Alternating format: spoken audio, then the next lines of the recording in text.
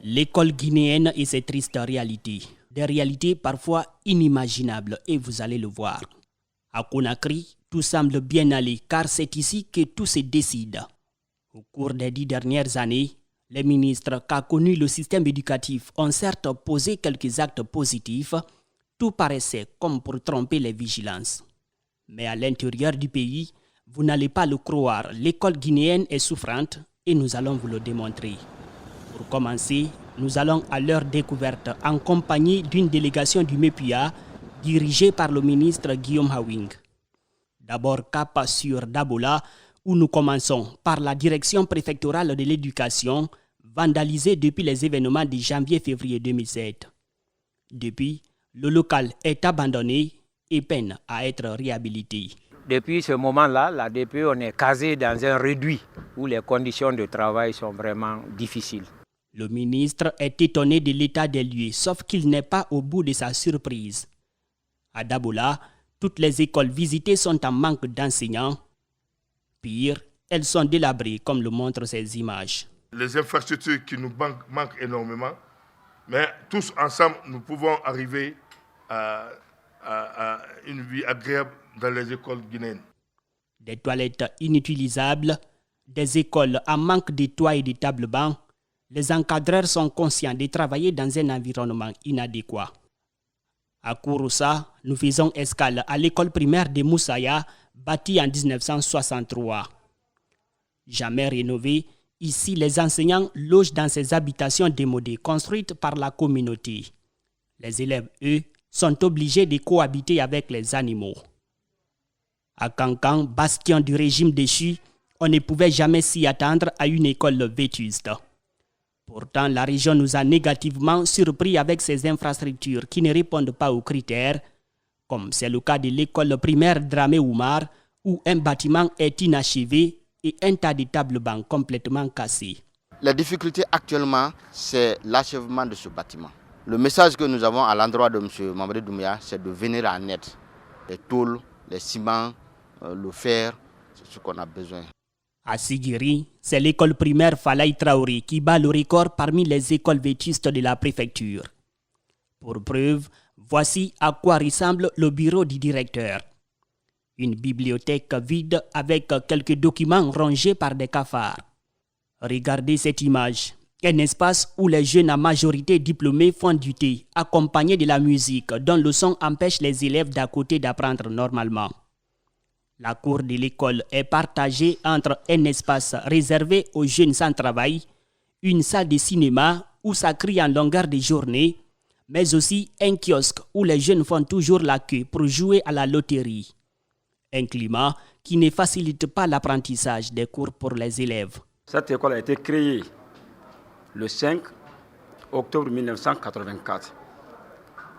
Donc, depuis lors jusqu'à maintenant, cette école n'a jamais eu, n'est-ce pas, une rénovation au niveau de tous les secteurs. Donc l'école est dans l'état de délabrement. Le lycée Kankoum Moussa est le plus ancien établissement de la préfecture de Sigiri, bâti en 1962. Depuis sa création, cette école n'a bénéficié que d'une seule rénovation et c'était à l'occasion des fêtes tournantes de l'indépendance. Dommage, les travaux de ces grands bâtiments n'ont jamais été achevés. Toutes les salles de classe ont été complètement décoiffées et il y a eu une extension de l'établissement et cette extension également non plus n'est pas achevée. À l'école primaire Kankankoura, créée en 1959, les salles de classe n'ont plus de fenêtres. Le plafond est déchiré, souillé par l'eau de pluie qui pénètre les feuilles de tôle sur le toit. Dans les salles de classe, la poussière est visible, le ciment mis ici est visiblement gâté. Ces jours-là, les populations ont la chance de voir le ministre Guillaume venir s'enquérir des réalités. C'est une joie, car pour eux, c'est peut-être la fin de leur calvaire. Jamais ils n'ont vu un haut cadre de l'État venir les interroger sur leurs préoccupations. Même les adolescents sont attentifs, même s'ils ignorent de quoi il s'agit.